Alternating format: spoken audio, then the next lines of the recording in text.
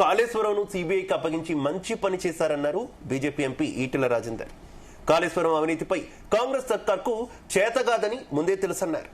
వాళ్ళు రిపోర్టు తప్పుల తడక అన్నారు. కాళేశ్వరం రిపోర్టు వల్లే ఏమీ కాదని తెలిసి సిబిఐకి అప్పగించారన్నారు. ఏది ఏమైనప్పటికీ సిబిఐ సంపూర్ణంగా విచారణ చేస్తుందన్నారు. ఏది ఏమైనా పూర్తి వివరాలు తేలుతాయన్నారు ఈటెల రాజేందర్.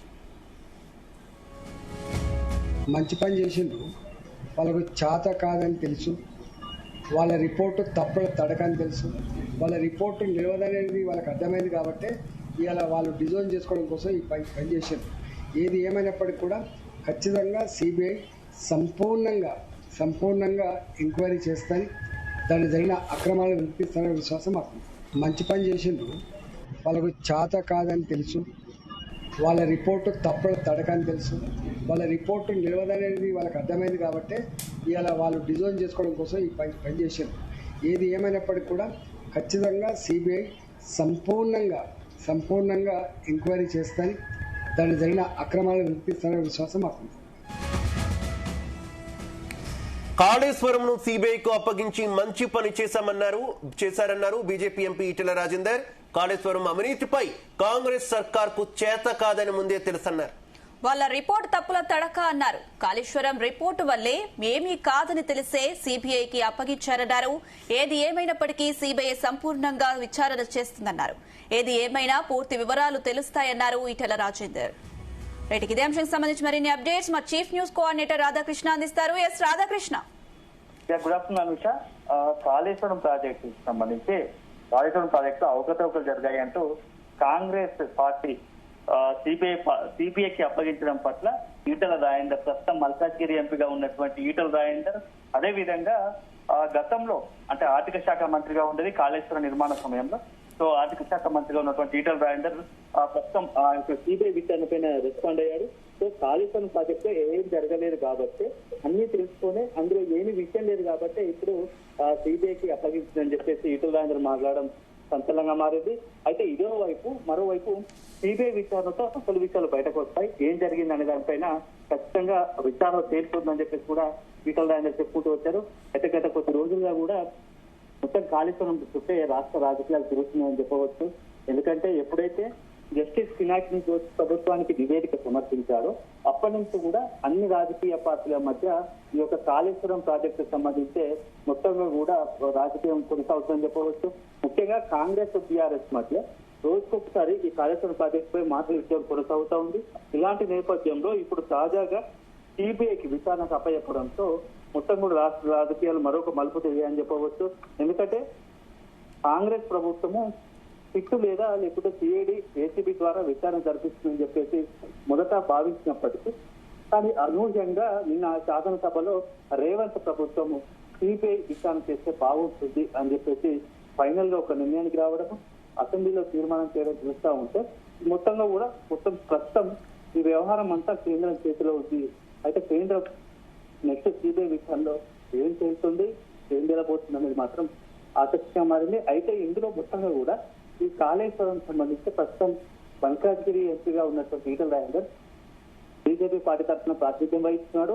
సో ఈ నేపథ్యంలో గతంలో ఆర్థిక శాఖ మంత్రిగా ఉన్నాడు కాబట్టి అసలు ఈటెల రాజేందర్ పాత్ర ఎంత, మొత్తంగా కూడా ఈ కాళేశ్వరం ప్రాజెక్టుకి సంబంధించి ఎవరికి మొత్తం కర్మ క్రియ ఎవరు, నిజంగా కాళేశ్వరం ప్రాజెక్టు వాళ్ళు నష్టం జరిగిందా, అది లేకుంటే నిజంగా కాళేశ్వరం ప్రాజెక్టు వాళ్ళు లబ్ధి చేకూరుతుందా, తెలంగాణ ప్రజలు లబ్ధి చేకూరుందా, అసలు ఎంత నష్టం జరిగింది, ఈ డిజైన్ల పరిస్థితి ఏంటి, కాళేశ్వరం సంబంధించి ఈ డిజైన్లకు సంబంధించినటువంటి ఎప్పుడైతే కాళేశ్వరం ప్రాజెక్ట్ కట్టారో ఇవన్నీ డిజైన్లు కరెక్ట్ అయినా, నీటి లభ్యత ఉందా లేదా, అసలు ఎవరి ఇంజనీర్లు కావచ్చు ఇతర ఎన్డీఎస్ఏ అధికారుల సలహాల మేరకు కట్టారా, సొంతగా నిర్ణయాలు తీసుకున్నారా, ఈ ప్రాజెక్టులో కనుక మొత్తంగా నిర్వహణ లోపము, డిజైన్ల లోపము, అదే సందర్భంగా అక్రమాలు అవకతవకలు జరిగాయి. ఇవన్నీ వ్యవహారాలపైన కూడా విచారణ జరగాల్సి ఉంది. ఎందుకంటే ఇప్పటికే జస్టిస్ పినాకిని కూడా మొత్తం ఎంటైర్ ఈ కాళేశ్వరం ప్రాజెక్ట్ సంబంధించి సుమారు అంటే గత 2024 మార్చిలో ఈ యొక్క జస్టిస్ పినాకిని కూడా శాస్త్రంలో జ్యుడిషియల్ విచారణ ప్రారంభమైంది. సుమారు దాదాపు సంవత్సరాల కాలం పాటు మొత్తంగా విచారణ జరిపి ప్రస్తుతం నెల రోజు జూలైలో ప్రభుత్వం నివేదిక సమర్పించింది. ఆ తర్వాత వెలువెట్ల చాలా చర్చ జరిగింది. నివేదిక దాదాపు అయితే రాధాకృష్ణ, తొలుత కాంగ్రెస్ ఖచ్చితంగా కూడా సిఐడి విచారణకు ఆదేశిస్తుందంటూ కొంత అంతా భావించినటువంటి పరిస్థితి. కానీ అనూహ్యంగా సిబిఐకి అప్పగించడం ద్వారా బంతి బీజేపీ కోర్టులోకి నెట్టే ప్రయత్నం చేస్తుంది అనేటటువంటి విశ్లేషణలు ఉన్నాయి. కానీ ఇది ఒక రకంగా బీజేపీకే లాభం అనేటటువంటి విశ్లేషణలు కూడా వినిపిస్తున్నాయి కదా. ఏమనుకోవచ్చు, బీజేపీ నేతల సంతోషం వెనకాల కొంత ఇటువంటి అభిప్రాయాలు కూడా ఉన్నాయనుకోవాలి. ఇప్పుడు అనూహ్యంగా రేవంత్ సర్కార్ తీసుకున్న నిర్ణయం ప్రస్తుతానికి మొత్తం కాళేశ్వరం సంబంధించిన వ్యవహారం మొత్తం కూడా కేంద్రం పరిధిలోకి వెళ్ళిపోయింది. సో బీజేపీ, అదేవిధంగా బీజేపీ ఎంపీలు ఎప్పటి నుంచో తెలంగాణకు సంబంధించిన రాష్ట్ర బీజేపీ నాయకులు కావచ్చు, ఎంపీలు కావచ్చు, మొత్తంగా కూడా కాళేశ్వరం సిబిఐకి అప్పగిస్తే విచారణ అసలు విషయాలు బయటపడతాయని చెప్పేసి గత కొద్ది రోజులుగా కూడా చెప్పుకుంటూ వస్తుంది. అయితే ఇప్పుడు రేవంత్ సర్కార్ కూడా చాలా వ్యూహాత్మకంగా అడుగులు వేశారు. ఎందుకంటే ఒకవేళ రాష్ట్ర పరిధిలో వస్తే కేసీఆర్ సంబంధించి ఏదైనా విచారణ చేపడితే అది రాజకీయంగా సెంటిమెంట్ తగిలి కేసీఆర్ కు లబ్ధి చేకూరే అవకాశం ఉంటుంది. అదే సందర్భంలో కాంగ్రెస్ కు డ్యామేజ్ అయ్యే అవకాశం ఉంటుంది. సో ఈ నేపథ్యంలో రేవంత్ రెడ్డి చాలా వ్యూహాత్మకంగా అడుగులు వేశారు.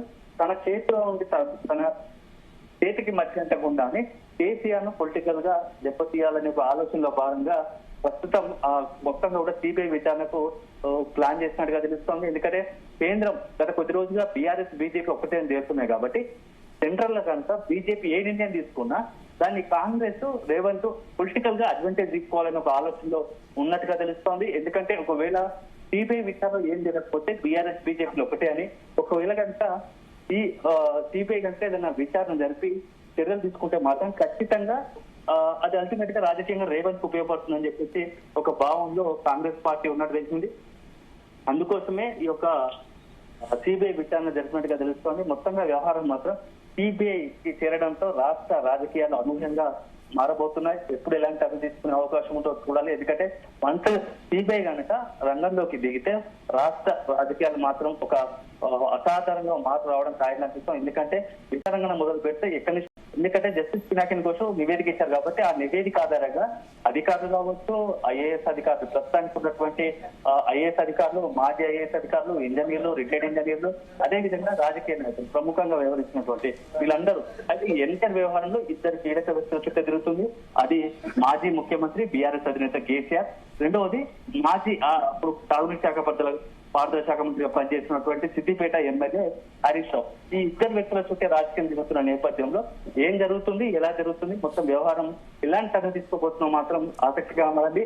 ఇప్పుడున్న పరిస్థితుల్లో ఈటల రాజేందర్ వ్యాఖ్యలు కూడా కొంత ఆలోచన, ఎందుకంటే తన కాళేశ్వరం ప్రాజెక్ట్ లో అసలు ఏ విషయం లేదని చెప్తూనే సిబిఐ విచారణలో అసలు విషయాలు బయటపడతాయి అనడంతో సో మొత్తంగా మాత్రం తన పాత్ర ఏం లేకుండా విచారణ ఎలా జరిగినా తనకు మటుకు ఇబ్బంది లేదు. ఎందుకంటే అది కార్పొరేషన్ ఏర్పాటు జరిగింది.